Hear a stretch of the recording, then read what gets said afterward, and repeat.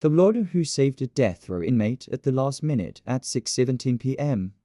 The clock was no longer a metaphor. It was a countdown. In a concrete room deep inside a state prison, a man on death row was being prepared for execution. His final meal had been served. His family had said their goodbyes. The law, it seemed, had finished with him.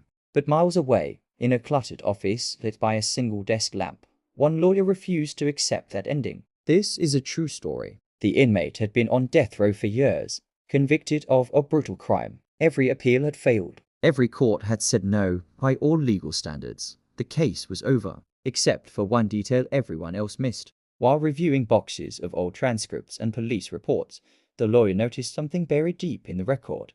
A forensic report that contradicted the prosecution's timeline. It wasn't new evidence, it had always been there. It just hadn't been argued the right way. With only hours left, the lawyer drafted an emergency motion. No grand speeches, no media, just a precise legal argument showing that executing this man before reviewing that evidence could violate constitutional protections. At 9:41 p.m., the motion was filed. At 9:52 p.m., the prison received a call. In the execution chamber, witnesses were already seated. The chemicals were ready. The man was strapped down. Then, seconds before the final procedure could begin, another call came through. Execution stayed. The room froze. That single legal motion didn't declare the inmate innocent. It didn't erase the crime, but it did something just as powerful. It forced the system to stop and look again. Years later, the conviction was overturned.